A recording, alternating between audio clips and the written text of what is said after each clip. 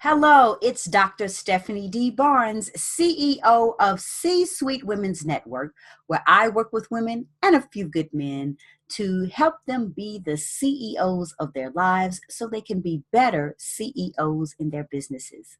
And I'm excited about continuing the series, Communicating Like a CEO, How to Engage and Not Enrage Your Team.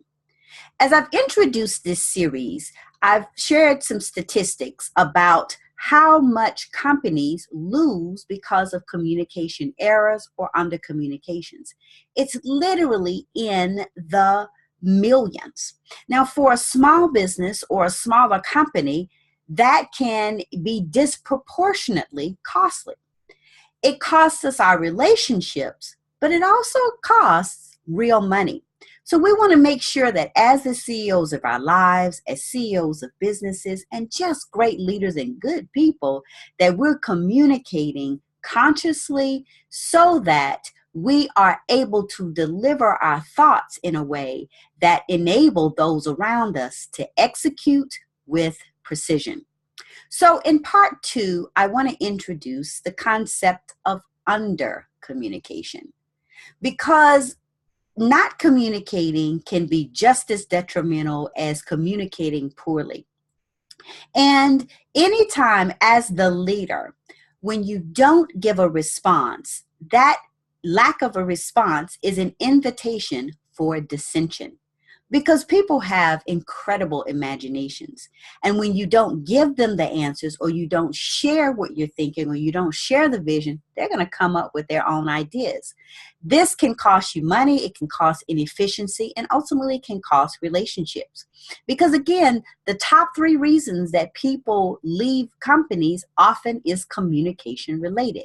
Lack of direction, under communication on overall company policies, and uncommunicated change. It's not that people don't like change, they really don't, but they really hate it when they have no idea why it's coming and where it's coming from. So if you don't respond, if you don't communicate, then you lead to imagined conversations that can lead to real confrontations and ultimate breakdowns of your team engagement. So when you fail to respond, when you communicate by silence, then this breeds uncertainty and doubt, because people are wondering, okay, why? And that's something that as a CEO, we need to embrace the question, why? Most of the times it is not because they're questioning our authority, but they truly need the information to know what to do on their parts. So make sure that you don't breed uncertainty and doubt by under communicating or failing to communicate at all. Because when you don't communicate, it gives room for gossip, for rumors, for suspicion, and ultimately, again, that resentment.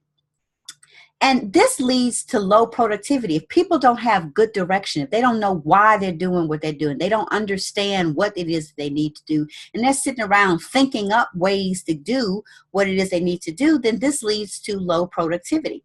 And it also leads to unaddressed and unaccomplished tasks, because instead of you giving clear direction, this is what I need, this is why we need it, and giving them an opportunity to ask questions, then they have to sit around and come up with answers on their own. And oftentimes it can be totally different than what it is that you like. And ultimately, it just makes people angry. They get disengaged, and eventually they quit. Because if you're working with intelligent people want to make informed decisions, and they can't do it if you're not talking to them. So it's important that you give direction and not directions. Okay? Direction means that you tell them overall what's your shared vision, what it is that you are trying to accomplish, what is the desired outcome. And then that gives them freedom to come up with how to get there, but at least they know where they're going. Because as a leader, when you don't give direction, when you don't share your vision, it's like putting your team in a car full of gas and telling them to go without giving them a destination, and then having the nerve to be angry when they come back with a tank full of empty, or a tank of empty gas, an empty tank rather, and nothing accomplished. So share with your team. Also, it's really important as the leader to do the politeness or give your team the politeness and courtesy of returning phone calls, returning texts, and otherwise responding to their inquiries.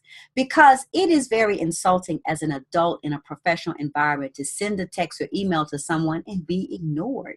And again, this costs money. So you may need to find ways to work with an assistant to ensure that you get timely responses. And sometimes the response is, I've got your text. I will call or text or respond when I have an opportunity, is better than just ignoring it altogether. So take initiative and make sure that you communicate early and communicate often. Because you may work with a great group of people, but I doubt very seriously if you work with mind readers. And since they can't read your mind, they don't know what you need, they don't know why you need it, and they don't know the desired outcome unless you communicate it with them. So today's impetus is to ensure that you are not communicating in silence. Take the quick minute to share your thoughts, share your vision, share your direction, and it will save you lots of time and money later, because you won't have dissension among your team, or you lower the risk for dissension among your team. You improve productivity, and you just improve relationships all around.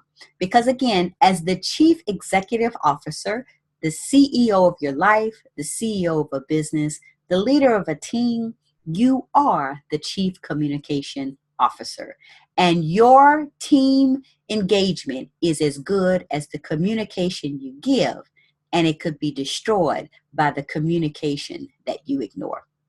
So thanks a lot, and I look forward to joining you on part 3 of this 5-part series, Communicating Like a CEO, How to Engage and Not Enrage Your Team. I'm Dr. Stephanie D. Barnes, and I'll see you on the next part.